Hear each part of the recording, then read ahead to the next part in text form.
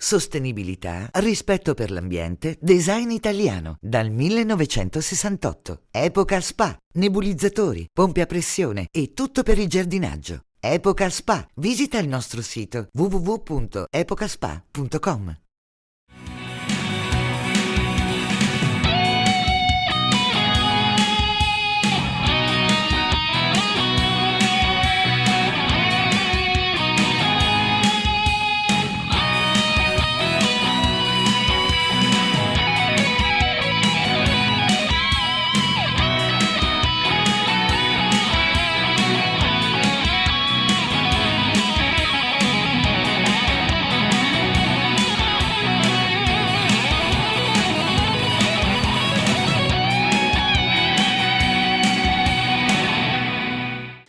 Amici di Sketch, ben ritrovati, altra settimana con poche, anzi con niente gare, perché purtroppo insomma le cose, però buone notizie ce ne sono, perché mi pare che insomma l'attività sia un po' ripartita, quelli che avevano annullato le gare pare che le abbiano ripristinate. Complimenti a Nalles intanto e complimenti a Cobo, ad Ancona, prossima settimana sugli scudi e noi vi daremo conteggio. Tanto oggi saluto la mia Ilenia Lazzaro che è qua, tornata. Buonasera a tutti. Tutto bene? Tutto a posto, grazie. Bei capelli che ce li hai. Grazie, grazie. E insieme a lei Sandro Chechin, che ringrazio per la tua compartecipazione in questa trasmissione. Sei candidato del Comitato Regionale Veneto, vero?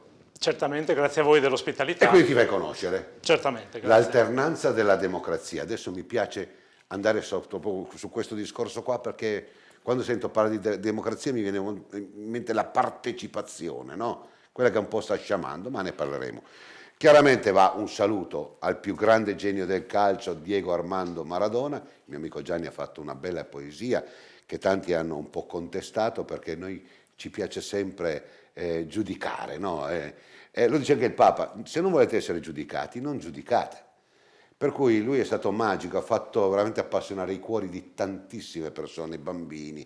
Pensate quante vite ha salvato. La sua vita privata non ce ne deve importare nulla. Noi abbiamo gioito per le sue magnificenze, come abbiamo gioito per Pantani per le sue magnificenze, perché ci faceva vedere un mondo che soltanto lui poteva farci immaginare. Quindi questo è il nostro apprezzamento a questi campioni che non hanno messo la parola infinito.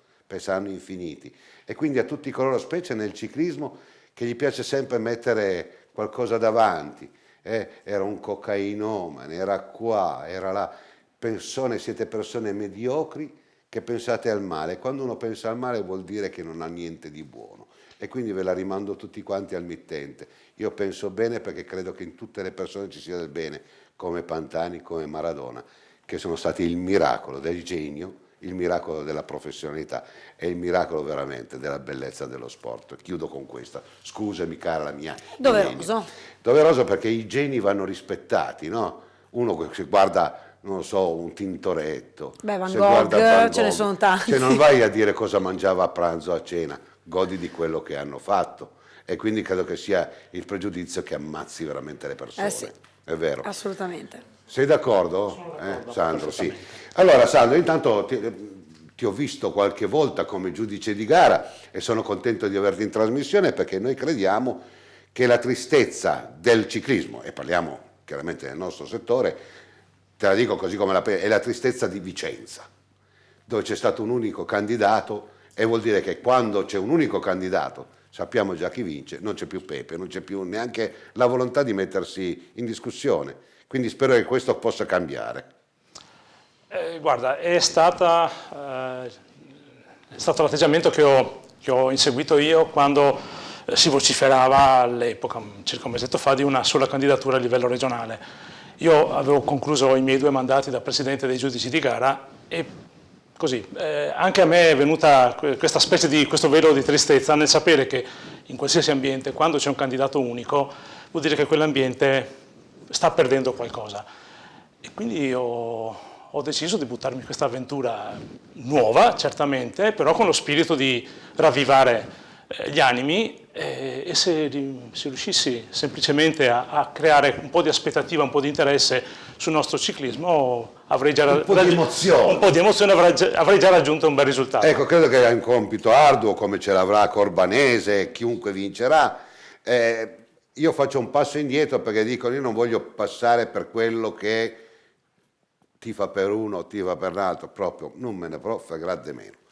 Io voglio che vinca la democrazia, voglio che vinca tutte le persone che si mettono a disposizione di una federazione, per me sono persone eccezionali, per cui sei eccezionale te come Corbanese, come è stato eccezionale Renato Di Rocco e come sarà eccezionale chiunque, se e come subentrerà. Per cui dalla mia bocca non sentirei mai parlare mai di Tizio Caio Semproni, perché quello che hanno fatto lo hanno fatto. Però penso che bisogna dare un giudizio dal momento del Covid di marzo arrivare oggi, un ombrello è stato fatto.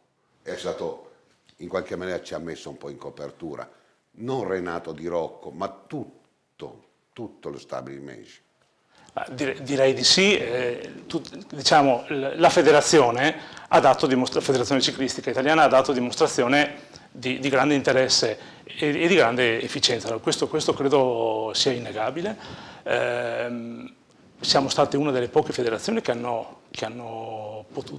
i cui atleti hanno potuto gareggiare, anche federazioni, come dire, anche più blasonate della ciclistica hanno bloccato, salvo i campionati di vertice, però l'attività di base si è fermata. Noi per fortuna poco, ma siamo riusciti a operare, quindi questo poco, e noi siamo andati avanti anche grazie a questi che non ci sono per me gli eroi, ma questa gente che ha partecipato fattivamente alla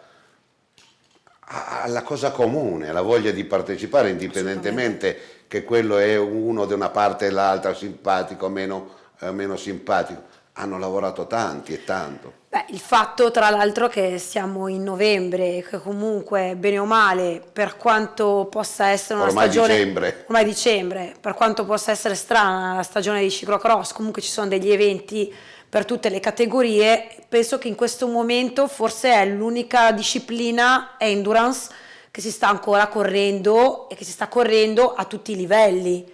Quindi quando ci sono le gare corrono gli esordienti, gli allievi e... Come hai preso Nalles che è ritornata a riappropriarsi del trofeo Triveneto? Insomma, io credo che sia tanta roba. Beh, io ho scritto una grande gioia perché comunque c'è voglia di correre e c'è voglia non è il cross solito, perché comunque non è il cross, non è la partecipazione in senso lato, perché manca il pubblico, mancano gli addetti ai lavori, ci sono solo gli atleti e i tecnici e basta, ma è comunque un segnale, secondo me, che si sta andando avanti, e soprattutto è un segnale che il cross non deve essere visto come l'ultima ruota del carro, ed è quello che un po' mi aveva rammaricato nelle scorse settimane. Ma sì, chi se ne frega, la strada è finita, mountain bike è finita, la pista è finita, allora il cross deve essere l'ultima merda. No.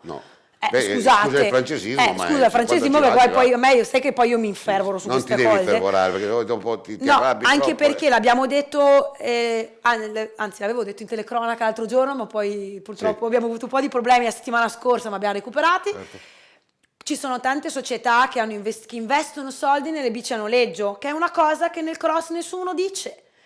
Uno che magari è abituato a rapportarsi solo al ciclismo su strada non può capire cosa vuol dire per una società investire 20-30 mila euro in bici a noleggio. Tu le bici le devi pagare, anche se non c'è l'attività. Non è come su strada, che bene o male quasi tutte le società giovanili fanno un investimento, poi le bici passano di anno in anno. Io mi ricordo, vabbè, non posso dire quando correvo io perché sono cambiate le cose, però vedo anche comunque le società che frequento, bene o male, sai, le bici passano negli anni. Nel cross negli ultimi anni, devo dire la verità, si è cercato di noleggiarle, perché comunque i mezzi stanno cambiando, ed è un costo. Quindi se tu non dai l'attività, o se tu parti già dal presupposto, no vabbè, la stagione chi se ne frega se c'è o non c'è, no, ce ne frega e ce ne deve fregare, perché il cross deve avere lo stesso rispetto della mountain bike o della strada o della pista. Sandro, facci un appunto a questo, che poi dopo ti interrogo e voglio capire come la pensi. Siccome i bambini aspettano Pippo, Pluto e Paperino, sgomberiamo qua, lasciamo il posto a Anna May, poi ritorniamo. Quindi usciamo e poi rientriamo. Sì, dai, Pippo, Pluto e Paperino.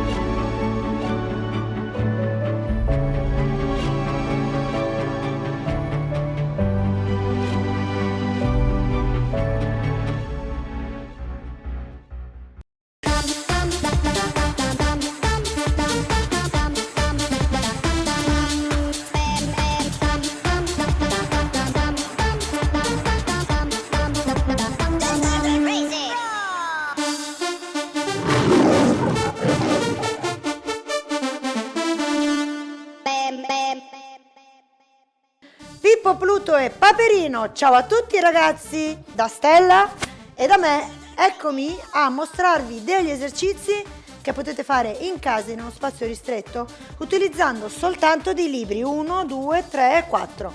Venite con me? Andiamo? Ciao Stella! Hop! Vi posizionate dietro ai libri, gambe divaricate e iniziate a superarli facendogli dei salti. 3, 2, 1, go! Hop! 1, 2, 3, 4. Voilà! Secondo esercizio, provate a fare lo stesso utilizzando una gamba sola. State attenti, mi raccomando, Sollevo. 1, 2, 3, 4. Ole!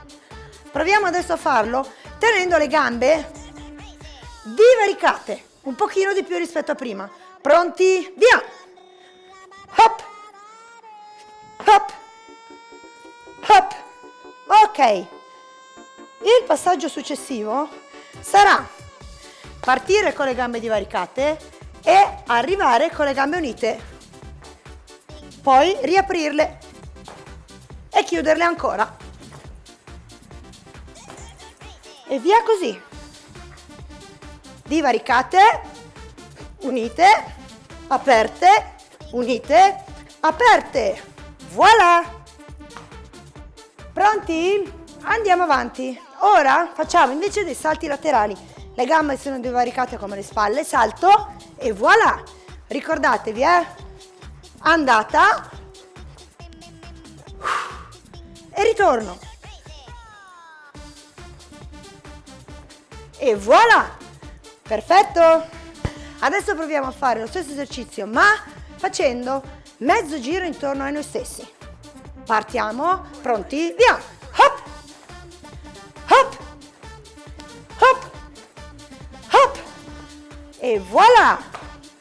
Mettiamoci adesso a fare una corsa girando intorno agli ostacoli, perciò in andata piccola corsetta, il ritorno corsa normale e così via. Giro e torno e voilà. Lo stesso esercizio lo puoi fare correndo indietro. Pianino, stai attento dove vai. Pronti? Via! Oggi io ho un assistente speciale. Vieni, vieni, vieni, vieni, vieni. C'ho l'assistente speciale. Hop, hop, hop, hop, hop, hop, hop. E poi da qua corri indietro. 3, 2, 1, go. Facciamo finta di essere nel film Il libro della giungla. Ve lo ricordate? La marcia degli elefanti? Ve l'ho già fatto vedere una lezione fa, o 2, non me lo ricordo più. Ora, proviamo a fare la marcia degli elefanti, ma questi sono degli elefanti un po' ubriachi. Invece di camminare in avanti, camminano lateralmente. Questa è la posizione dell'elefante e vi spostate in questo modo. Hop, hop, hop, hop, hop, hop, hop, hop, hop. Poi tornate su, ritornate e di corsa ripartite per il secondo giro. E via così. Parapapapapa, parapapapapa. E voilà! Stacchiamoci dal libro della giungla e ritorniamo nel mondo dei puffi. 1, 2, 3 e via. Camminata a puffo o a gnomo, chiamala come vuoi tu. Hop, hop, hop, hop, hop, hop, hop, hop, hop, hop. E io che c'ho una certa faccio questo e qua mi fermo. Voi fatelo per un po' di volte, ok? Al prossimo! Per oggi abbiamo terminato. Ricordatevi, ritirate su i libri. Mi raccomando, state attenti a non rompere niente in casa. Divertitevi, cercatevi un assistente come la Stella e buon divertimento. Alla prossima! Ciao!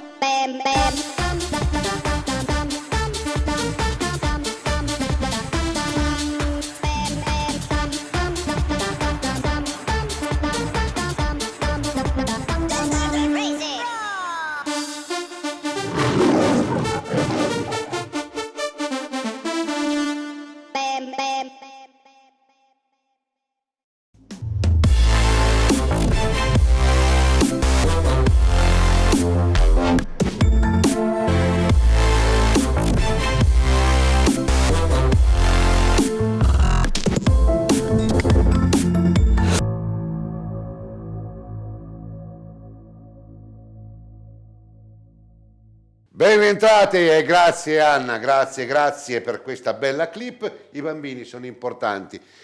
È una provocazione questa trasmissione, ma anche questo servizio, perché chiaramente le categorie non competitive sono veramente con le 4 frecce ed è uno sprone per i bambini che si possono muovere anche da casa, se non possono muoversi.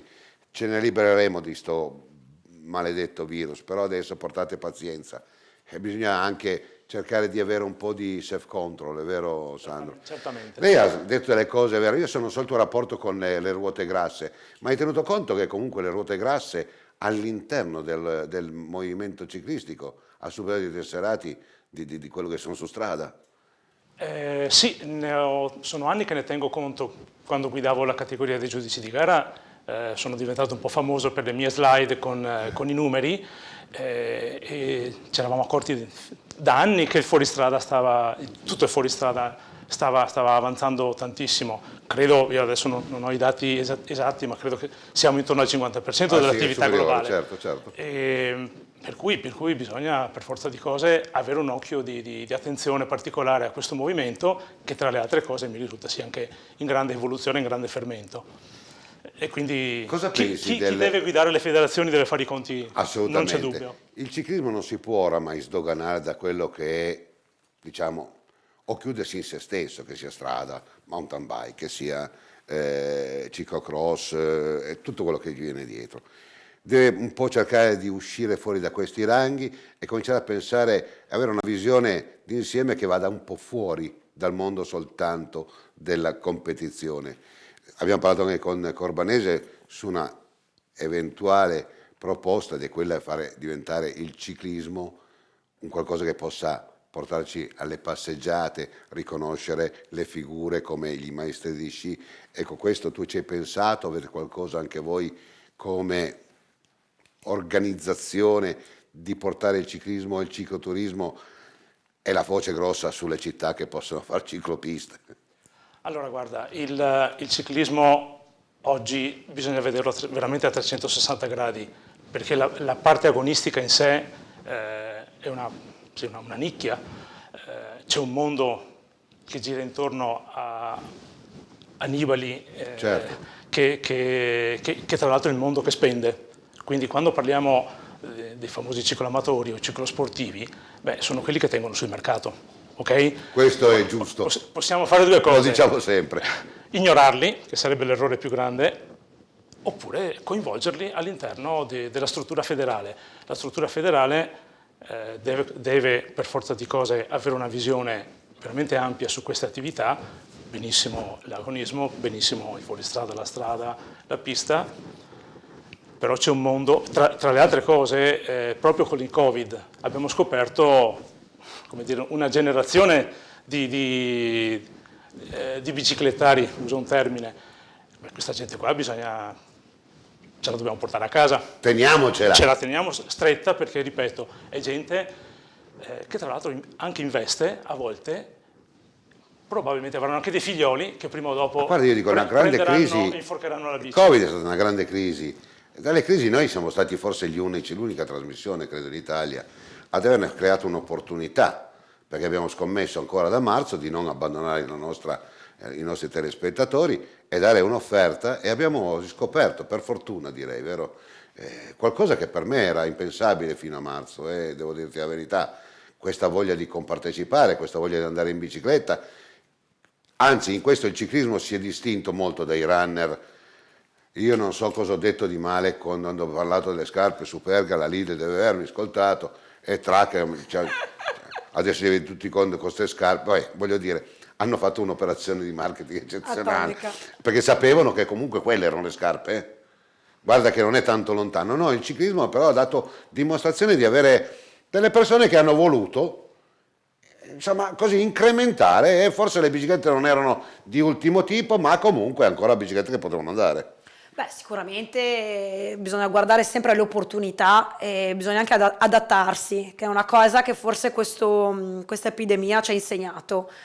Se tu ti adatti, vai avanti. Se tu stai fermo... Certo, ma io ho detto una cosa intelligente, dobbiamo portarceli a casa. Certo. Perché quelli che avevano mollato la bici, poi se prendono passione si rendono conto che Bene o male bisogna specchiare il mercato, bisogna specchiare il parco delle biciclette. Ma poi aggiungo anche un'altra cosa, ricordiamo comunque che una tessera dà un minimo anche di copertura a livello assicurativo, quindi io quando vedo una persona che si approccia a qualche sport, tendenzialmente mi verrebbe da consigliargli tesserati comunque Certo. con una federazione, perché hai un minimo anche di tutela, cioè non sei un cane sciolto, e poi tra l'altro snellisci anche la tua voglia, magari ti viene voglia un giorno di partecipare ad una manifestazione, se hai una tessera ti viene tutto più semplice. Stessa cosa, io ad esempio quando ho cominciato a correre a piedi subito mi sono fatta la tessera della FIDAL, Certo. perché ho detto con quella almeno vado, non devo fare 3000 fogli, 3000 carte, un giorno va bene una cosa, un giorno va bene un'altra. Sandra dice una cosa interessante, la tessera appartenenza e anche poi dopo credo tutele. Beh, allora, certamente, Parliamo di tutele, poi arriviamo sull'altra parte. quando si parla di tessere, poi la gente sono le tessere politiche. Fantastica. In realtà qualsiasi tessera ha il principio della copertura assicurativa, per cui sia negli allenamenti che nelle eventuali Certo. competizioni o pedalate, un minimo di copertura c'è, certamente. Sai, ti sì. faccio questa domanda, però prima io voglio mandarmi io questa intervista, tu hai intervistato Luigi Bordignon perché rientra sempre in quelle emergenze Covid che ci hanno fatto conoscere persone che comunque hanno messo a disposizione delle aree, hanno messo, viva Dio, della posizione delle persone e i ragazzi hanno potuto andare in... Che realtà è questa? Beh, siamo stati al bike drop, di cui io avevo sentito tantissimo parlare da Fabio Zampese, perché era il luogo di allenamento di Fabio Zampese. È un bike park nato dalla volontà di recuperare una zona di bosco, quindi c'è dietro tanta manodopera, ma è diventato un luogo di allenamento sia di giorno che di notte per le squadre e non solo, per gli amatori. Ci sono percorsi di tutti i tipi, per il ciclocross ad esempio, per il mountain bike, addirittura ci sono i salti per fare l'enduro. Stanno mettendo a posto la pump track. Dove si potrà fare anche una gara di ciclocross, Volendo sì, si potrebbe fare anche una gara di ciclocross. che sarebbe comunque in un... È un parco privato, quindi è chiuso, non è pubblico. Però insomma stanno lavorando molto molto bene e Luigi Bordignon, tra l'altro, che viene da un altro sport, perché viene dall'orienteering, ci hanno fatto i campionati italiani quest'anno di orienteering. bellezza. Quindi siamo andati un po' a vedere questa location, che la facciamo conoscere anche a tutta Italia, perché insomma penso insomma, che abbiamo dei bei posti e bisogna come anche- siamo stati a Pila quest'estate a far vedere Certo. i bike park di Pila. Devo dire insomma che questo è un bel posto e tra l'altro nelle prossime puntate di Gravellando abbiamo girato anche qualcosa lì. mandami la clip, va. Andiamo con l'intervista a Luigi Bordignon. Non c'è tanta voglia di lanciare le clip, eh? Vedi, di farle tu quelle No, cose. le clip le mandi tu di solito. Vabbè, la vabbè. lancio io allora. Lancia la clip, va.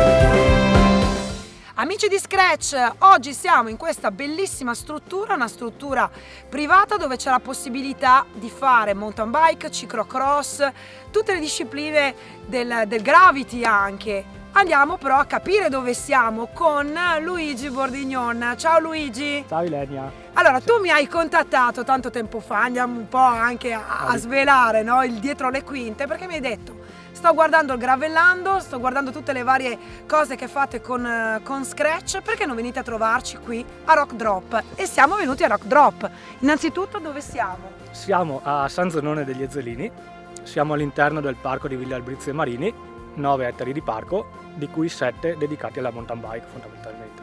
Quindi abbiamo percorsi dal ciclocross all'XC, abbiamo delle linee fatte per l'enduro per chi vuole imparare, per chi vuole allenarsi, tutto quanto, e poi abbiamo 2 linee dirt che adesso stiamo sistemando, che verranno pronte probabilmente per la primavera. Questa è una struttura che anche in questo periodo, soprattutto quest'anno, diciamo può anche trovare una soluzione a tutti quegli amatori che magari hanno paura magari di girare, perché ovviamente con le varie prescrizioni non si può girare. Qui invece sei all'interno, sei in tutta sicurezza e soprattutto mi dicevi quasi 12 km di tracciati, quindi veramente uno può arrivare qua con la macchina oppure magari arriva in bici, entra e sta qui e può girare anche delle ore. Sì, abbiamo preparato dei percorsi riportando all'interno del bike park tutte quante le situazioni che possiamo trovare all'esterno, per cui ecco che dal principiante all'esperto possono venire qua e girare in tutta sicurezza. Il distanziamento non è un problema perché con 12 km di percorsi si fa fatica anche a incrociarsi, quindi si va anche bene, ed è tutto quanto strutturato in modo tale da dare la possibilità sia all'atleta che vuole allenarsi, sia al principiante che vuole perfezionarsi. Quindi ci sono passaggi stretti, ci sono curve veloci e tutto quello che si può trovare all'esterno. Hai anche parecchi atleti che vengono, no? Fabio Zampese per esempio, mi hai parlato di Damiano Ferraro, insomma ci sono parecchi atleti che usano magari appunto questa struttura per venire a fare l'allenamento, passamelo, di qualità della propria disciplina. Sì, abbiamo Fabio Zampese, parlando di ciclocross, che praticamente lui è qui da quando abbiamo aperto.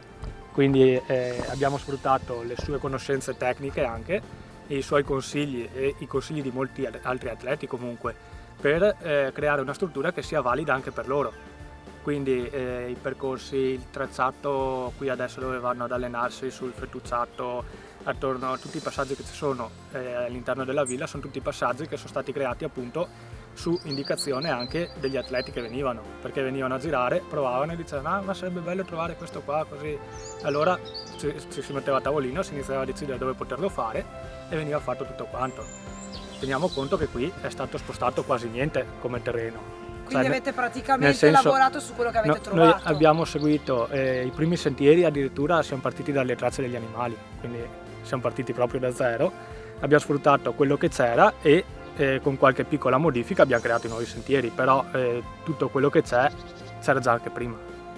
Qual è il motivo che vi ha spinto ad aprire una struttura del genere? La mancanza in zona di una struttura che potesse essere adeguata alla formazione degli atleti. Perché soprattutto i più piccoli. Sì, no? Noi comunque, io come istruttore seguo anche una squadra di giovanissimi e qui dentro ne hanno da divertirsi finché sono stanchi praticamente, perché arrivano qua, iniziano a farsi il giro del fettucciato, andiamo su in collina, facciamo il passaggio tecnico, facciamo la discesa con i gradini, abbiamo rock garden, tutte le cose che possono servirgli, e a noi fondamentalmente il risultato interessa fino a là. Cioè, a noi interessa l'apprendimento e interessa più che altro che si divertano, cioè che i ragazzi vadano via da qua contenti, che facciano gruppo, che si innamorino della bicicletta, perché poi per fare sport c'è sempre tempo. Assolutamente, tra l'altro tu anche sei fautore insomma di un'altra disciplina molto bella, ti volevo fare una domanda che è il mountain bike orienteering, e saluto Laura Scaravonati che è tanto tempo che non vedo ma spero di vedere presto. Anche nel mountain bike orienteering quest'anno avete organizzato anche i campionati italiani, quindi insomma dei numeri che stanno crescendo. La mia domanda è: sono bikers che si spostano all'orienteering oppure arrivano un po' da varie discipline diverse? Allora, in buona parte sono orientisti che arrivano dalla corsa, poi ovviamente problemi alle ginocchia e le rotture che possono venire avanti con l'età, passano alla mountain bike. Tanti sono anche ex cross countrysti, giravano con la mountain bike, si stancano della mountain bike perché comunque poi a una certa età. E tanti ad esempio o non si trovano bene con la società o non si trovano bene con l'ambiente, decidono di trovare una cosa un po' più familiare, fra virgolette, perché comunque il movimento dell'orienteering è un movimento familiare, cioè tutti si conoscono. Le gare di orienteering abbiamo fatto il campionato italiano con tutte le categorie, quindi partendo dagli esordienti e arrivando ai master, passando per gli elite, e avevamo 110 partenti. Quindi dei numeri comunque che stanno crescendo, perché se ricordo bene, io quando andavo a scuola mi ricordo, c'erano ancora le gare di orienteering, anche perché penso sia anche molto proficuo per la mente, perché comunque è uno sport dove al di là di pedalare devi usare la testa per trovare le mappe soprattutto. Com'è il rapporto con la scuola? Cioè c'è ancora la spinta all'orienteering da parte delle scuole? Noi come società quest'anno no, perché comunque c'è stato il discorso Covid e quindi siamo stati un po' indaffarati. Però lo scorso anno scolastico, quello 2019-2020, fino al Covid, avevamo già affrontato 6 istituti tecnici, cioè 6 licei, tra licei e scuole medie ne avevamo già affrontati 6 istituti, per cui stiamo parlando di numeri attorno ai 400 ragazzi. E poi c'è stato il discorso Covid che ha bloccato tutto quanto, però come società arriviamo a movimentare, noi soltanto, che siamo una trentina di persone con 4 tecnici, arriviamo a movimentare quasi 1500 ragazzi all'anno all'interno delle scuole, delle scolaresche, delle varie attività che facciamo. Quindi stiamo muovendo bei numeri grossi. Ora ovviamente userete l'inverno, la struttura, lo ricordiamo, è aperta, quindi poi magari metteremo in sovraimpressione il sito per trovare tutte le indicazioni. La struttura è aperta, ma usate, diciamo, questi mesi, al di là per chi vuole allenarsi nel ciclocross, per mettere le basi per la prossima stagione, che speriamo sia una stagione migliore dal punto di vista poi di quello che è successo quest'anno, no? Noi fortunatamente quest'anno abbiamo avuto una buona annata, possiamo anche dire, perché comunque avendo lo spazio così grande il distanziamento c'è sempre stato. In estate ovviamente, essendo aperti tutti i bike park in montagna, qui si lavora meno, però comunque c'è sempre lo spazio per tutti quanti. E adesso abbiamo iniziato ad avere anche qualche squadra che viene ad allenarsi, soprattutto anche con i ragazzini, però nulla vieta di venire anche i grandi. È stato strutturato tutto quanto in modo tale da dare la possibilità di trovare tutti i livelli di allenamento, e quindi speriamo ne approfittino. Adesso andiamo a scoprire in bici, quindi mi preparo, un po' di tracciati qui a Rock Drop.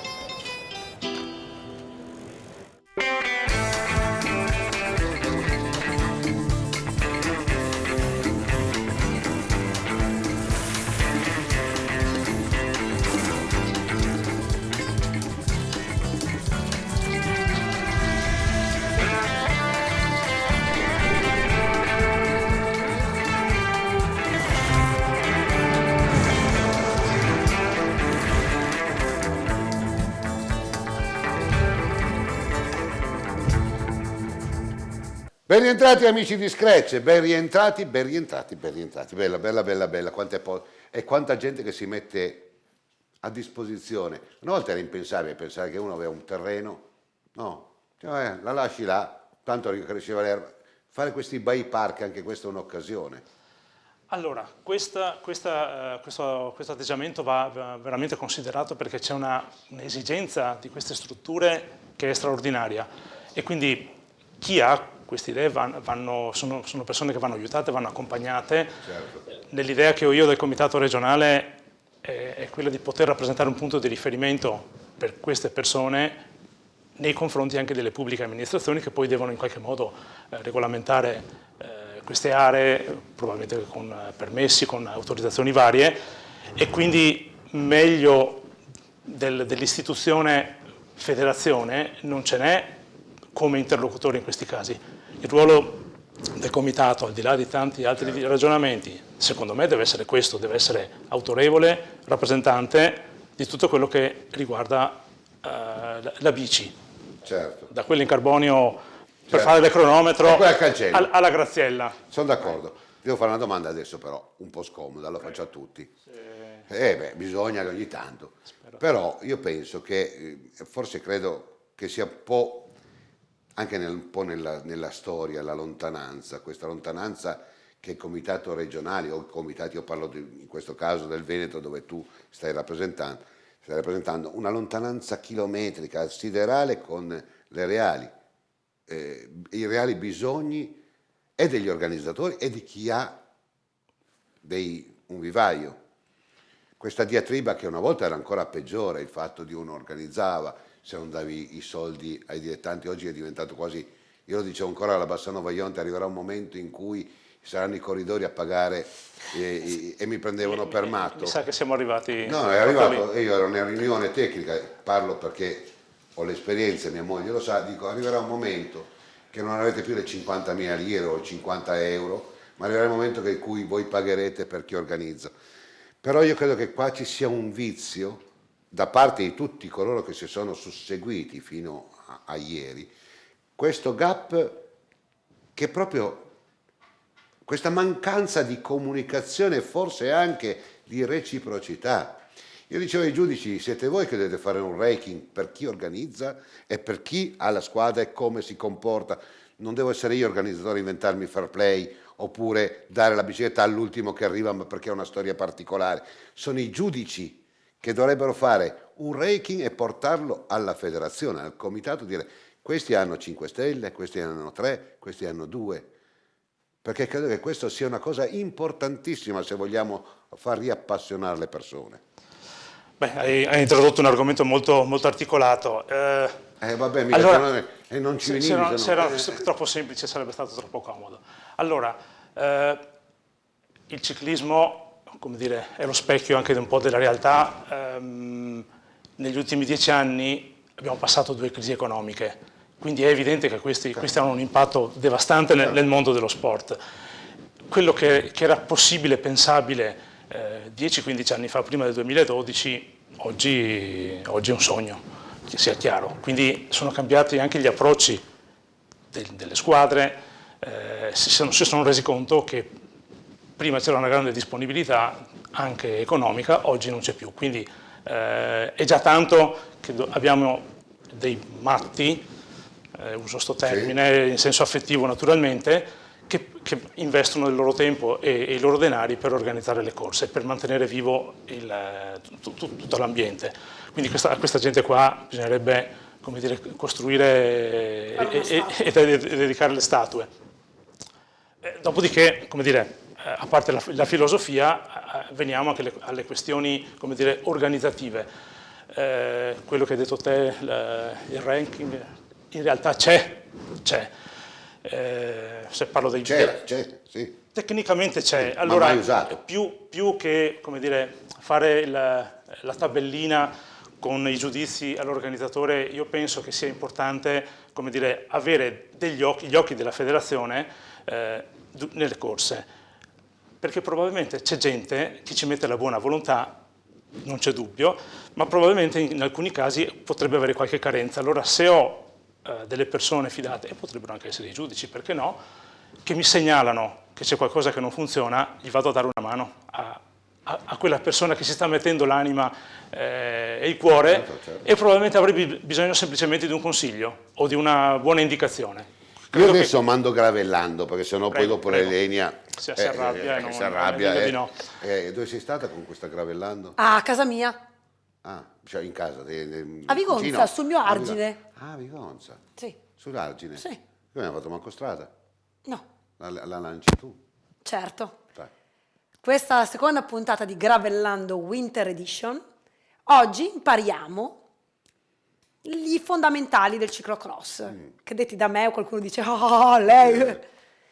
Io ho cercato di raccontarli in maniera semplice, quindi non, insomma, per chi vuole provare a imparare un po' i fondamentali per quanto riguarda il cross. Ecco, sono consapevole che c'è qualcuno che li fa meglio di me, però Gravellando è di Ilenia Lazzaro. Sì, ma non c'entra niente, quindi vado avanti. Ma guarda che io non sono mica Pirlo, ma no? io lo so che però poi qualcuno... se uno fa un'azione di gioco diversa dall'altra, più apprezzabile, quindi non è detto che tu debba essere per forza Alain Belgin, sai però di cosa parli. Beh certo, anche perché io non farei mai le cose di Alain Belgin, perché farei una figura di bip. Le vedi, insomma, e sai anche apprezzare il gesto tecnico, ok? Certo. Bon, dai, Gravellando lo lancio io così ti disabilito. Dicono che la tecnologia abbia raggiunto il suo limite, finché qualcuno non supera quel limite. Dicono che un buon prodotto non debba essere cambiato, finché qualcuno non ne crea uno migliore. Next Generation Control. RAM Device.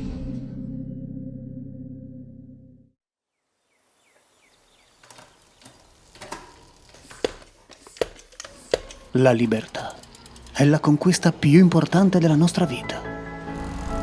La sicurezza da sempre un dovere. E noi sappiamo che spostarsi da soli può essere un piacere. Tanto soli non lo siamo mai. Magari cambierai il modo di muoverti e la nostra passione potrebbe diventare anche la tua nuova abitudine. Ci siamo dovuti fermare? Forse. Usa le tue ruote.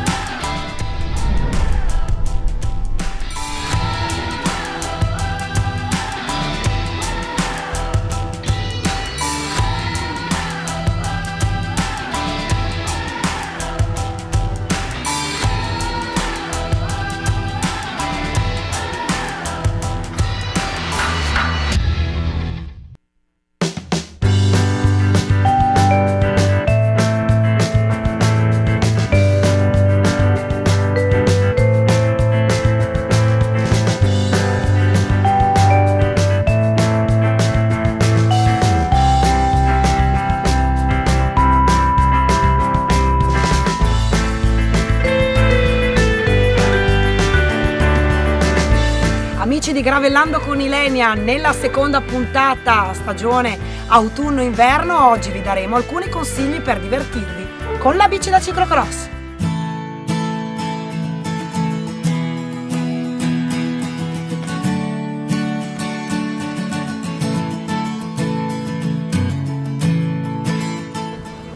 Il ciclocross è perfetto per tutte le persone che hanno poco tempo. In un'ora si riesce a fare un grosso allenamento e soprattutto ci si diverte. Andiamo a vedere quali sono quei 4-5 esercizi che potete fare per migliorare le vostre skills.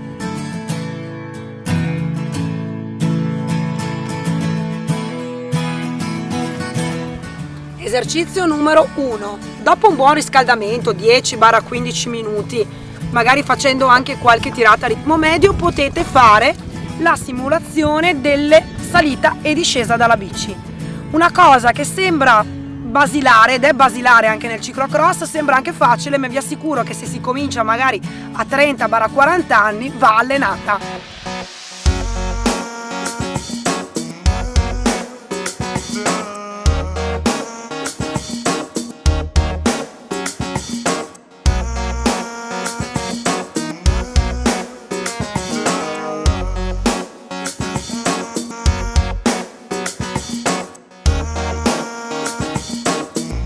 La vita è fatta di scale, c'è chi scende, c'è chi sale. Il consiglio numero 2, l'esercizio numero 2 è salita con la bici in spalla.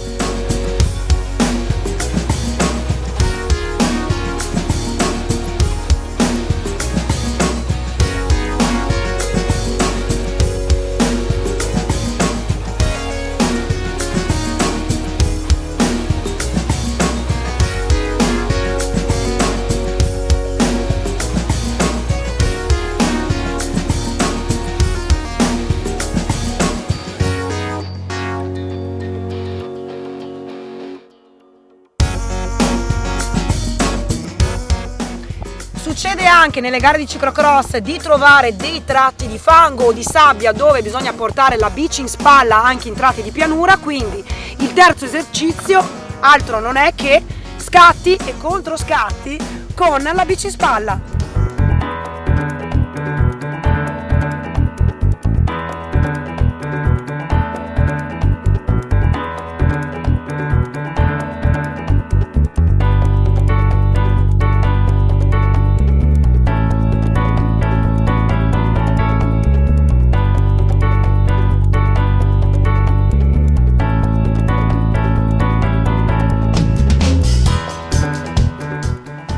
Quarto esercizio, contropendenze.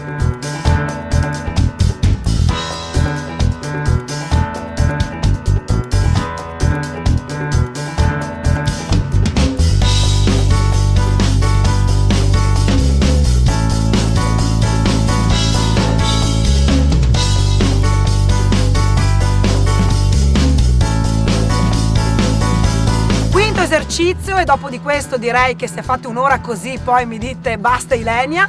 Quinto esercizio da ripetere, le discese, sia quelle un po' più ripide che magari quelle un po' più veloci, un po' più facili, e soprattutto le curve, quindi una serie di curve, si va a scegliere un albero piuttosto che dei paletti per fare curva e controcurva. Sarà importante lavorare sull'uscita dalla curva.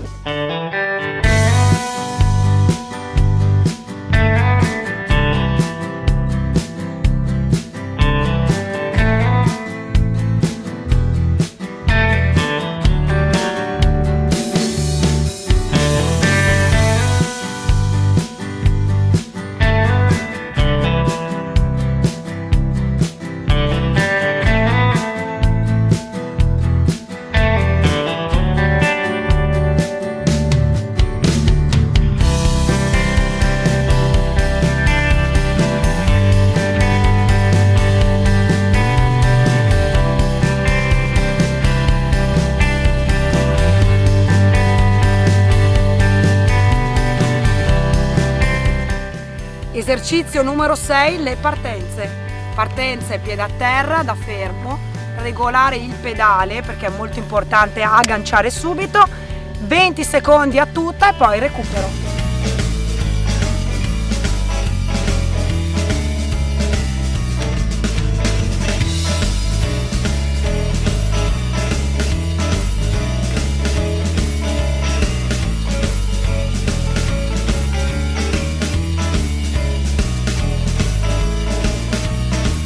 Ovviamente questi esercizi vanno ripetuti più volte, fate una pausa con un po' di recupero, sempre pedalicchiando tra un esercizio e l'altro, poi alla fine di tutto questo 10-15 minuti di defaticamento e l'allenamento è fatto, e spero che vi siate divertiti.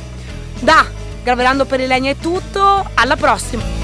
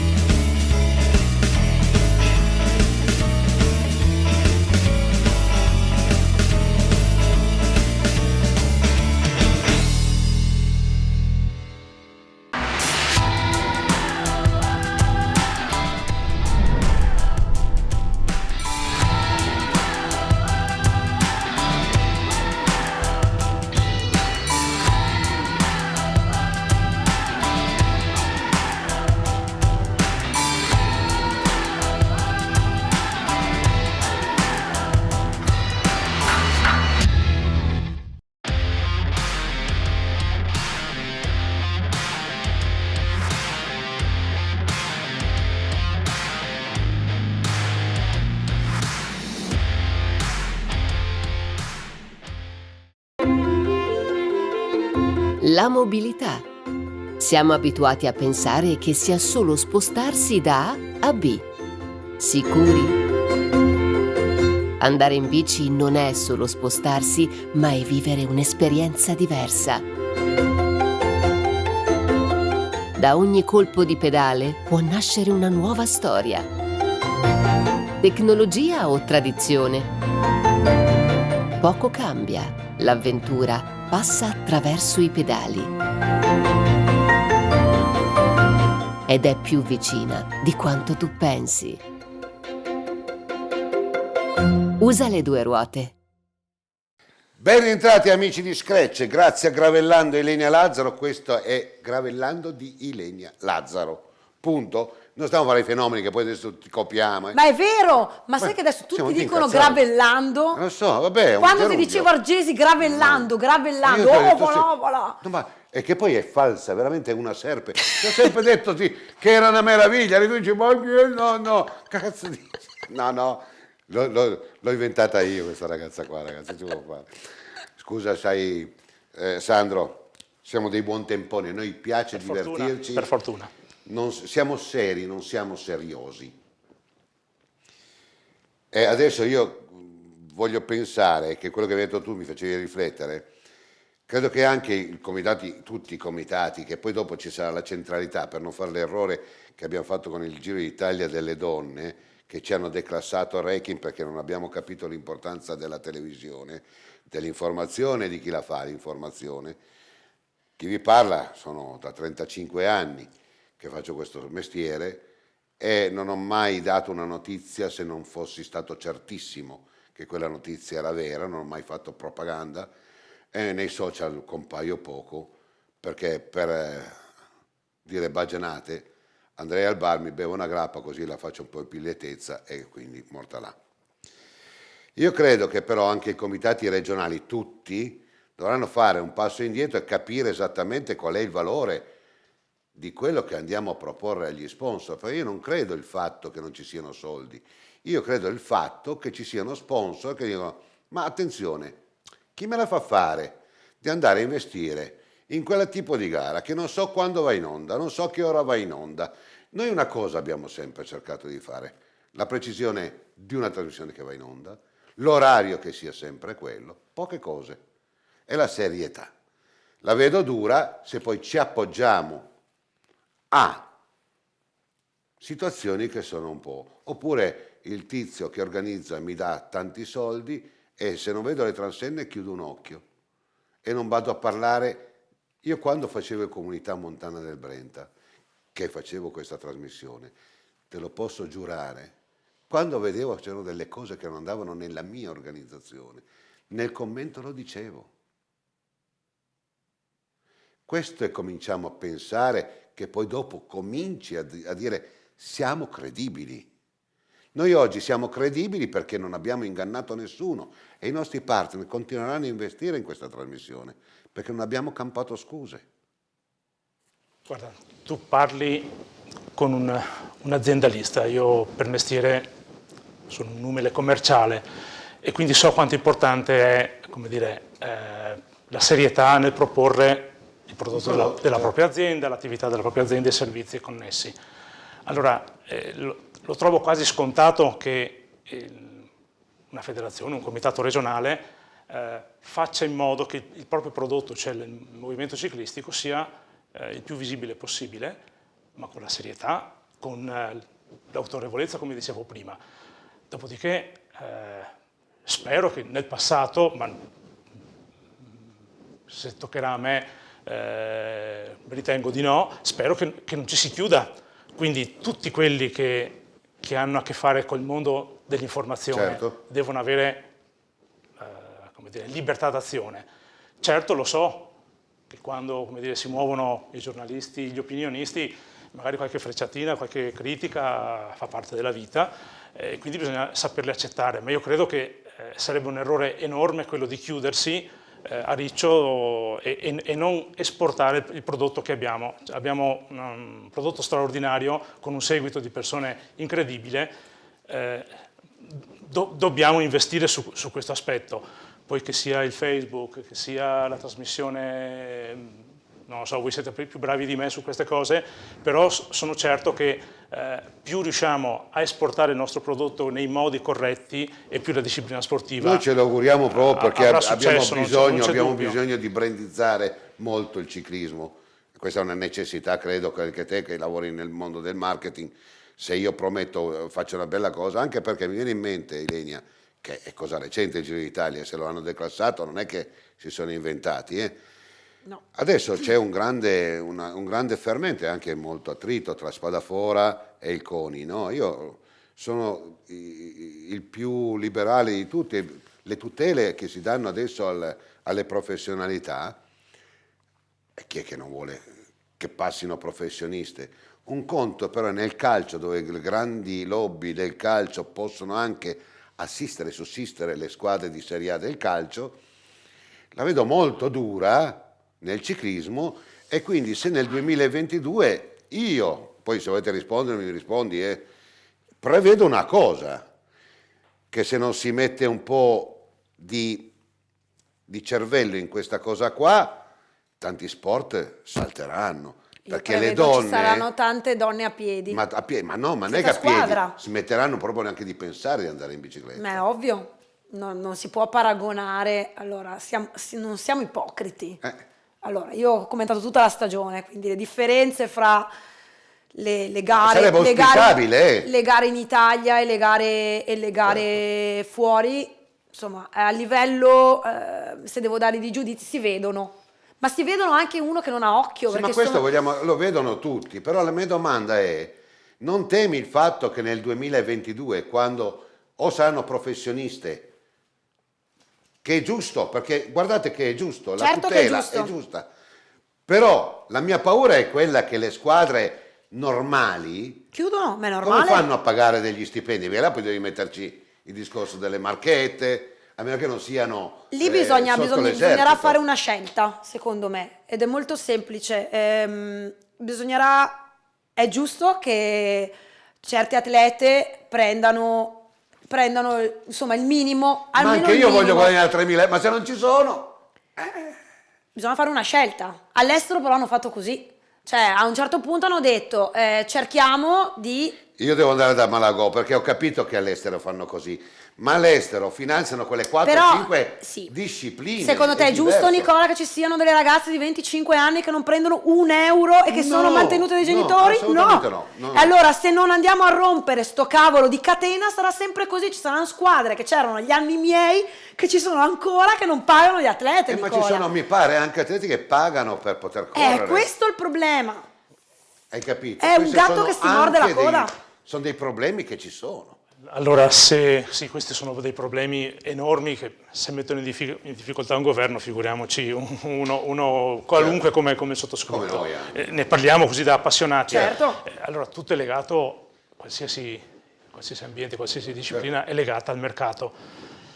Qua bisogna cominciare a fare i conti. Stiamo uscendo, probabilmente usciremo l'anno prossimo, almeno sentendo la TV, da questo benedetto Covid, e questo lascerà cicatrici enormi. Fendenti che pagheremo a caro allora, prezzo. è probabile, ma lo dico come dire, osservatore, Certo. leggendo, informandomi quotidianamente, è molto probabile che gli effetti negativi di questo Covid sull'economia, sullo sport faranno danni enormi. E quindi io spero che a livello governativo valutino con una grande attenzione di fare certi passi, perché se sono in difficoltà, e non c'è dubbio, sono in difficoltà oggi le squadre World Tour, figuriamoci alla base cosa avviene. Esatto. Quindi la grande sfida che ci aspetterà tutti è quella di poter governare questo movimento con delle situazioni veramente critiche. Quindi servirà grande freddezza, grande concretezza e tanta buona volontà, perché quello che conoscevamo, il mondo che conoscevamo l'anno scorso fino a febbraio, non esiste più. Io con te non ho parlato di deleghe perché oramai credo sia ritrita come cosa, quindi credo che anche tu sia contrario alle deleghe, no? Perché non è più una rappresentanza. Diciamo che è una distortura. È una distortura. Le regole le accettiamo, se Certamente si possono sì. cambiare dobbiamo fare di tutto per cambiarle. Assolutamente. L'ultima domanda, poi ti lascio con gli auguri che tu possa diventare quello che desideri, io sogno una cosa, specie nei comitati regionali, che i due candidati una cosa possono aver certa, proprio per eliminare le deleghe. Faccio uno scoop qua, poi dopo se la volete accogliere l'accogliete, però credo che se vince uno o vinca l'altro, per statuto oppure per, come diceva Sciascia, per onore, uno presidente che vince e l'altro vicepresidente. Io credo che questa sia una lezione alla democrazia che potrebbe essere qualcosa di davvero rivoluzionario. Rispondo credo volentieri a questa sarebbe domanda. Bellissimo. Allora, esattamente, Per presidente e chiunque. vicepresidente no, perché c'è tutto un meccanismo di votazioni per cui questo non è possibile. Ma io trovo, come dire, scontato che qua non c'è, come dire, il vincente che porta a casa il banco e tutto il resto, tutti gli altri no. Qua per carità c'è un vincente come in tutte le competizioni, ci mancherebbe altro, è anche bello così. Dopodiché il ciclismo è veneto, per quello che mi riguarda, e quindi anche dall'altra parte ci saranno cervelli buoni certo. e gente di buona volontà. Abbiamo bisogno di tutti. Abbiamo bisogno di tutti. E tu cosa ti auguri? Che veramente, come dici tu, ci sono tante eccellenze secondo me in Veneto, sarebbe bello valorizzarle tutte. Senza Tutte. guardare in faccia, ma quello mi è più simpatico, Esatto. quello ha detto, quello Ma in mi tutti ha i fatto. settori, Cioè Perché, non è parlo vero. solo del tipo, dal punto di vista proprio politico, di chi e poi vince, non vince, eccetera. Se avete Ma i delle domande da tecnici- fare, chiamateci, ma direttamente. Non chiamate lei o lui, ho sentito che sei da quella parte. Non c'è problema, chiamateci, perché più presto ci smettiamo questo vestito. Sai cosa ha detto di te Tizio Caio Sempronio? Più facciamo casini. Quindi Il ciclismo credo sia uno sport democratico. Da quello che organizza il Giro d'Italia, quello che tiene la bandierina agli incroci, siamo tutti utili. sì, assolutamente. Una volta devo dirti la verità, perché che tenevano la bandierina si sentivano tutti i presidenti della Repubblica. Va bene, Però mi va divertiva bene, va anche bene, va tanto. Bene, io intanto ti Ma ringrazio. è un senso di responsabilità anche quello. Assolutamente. Interpretare il ruolo Per nel fortuna non avevo il blocchetto delle multe, se no eravamo Va bene, rovinati. va bene. Comunque ringrazio, ti auguro tutto il bene. Quando sarà il 19 di dicembre? Sì, tutti sabato a votare. 19 dicembre, sì. Meno deleghe per tutti. Io vorrei tanto dire, sai, cettola qualunque. Alla qualunque, sì. Meno deleghe per tutti. Andate a votare, perché poi Diffidate così di non quelli che vi vengono a lamentate. chiedervele. Assolutamente. Per favore, votate con la vostra testa. Grazie cara. Grazie Settimana a voi. prossima abbiamo tanta roba. Cobo con Ancona Ciclocross. E fortunatamente Nalles. A settimana prossima, grazie. Grazie a voi per l'ospitalità e buon futuro. Alla prossima. Buonasera. Sostenibilità, rispetto per l'ambiente, design italiano, dal 1968. Epoca Spa, nebulizzatori, pompe a pressione e tutto per il giardinaggio. Epoca Spa, visita il nostro sito www.epocaspa.com.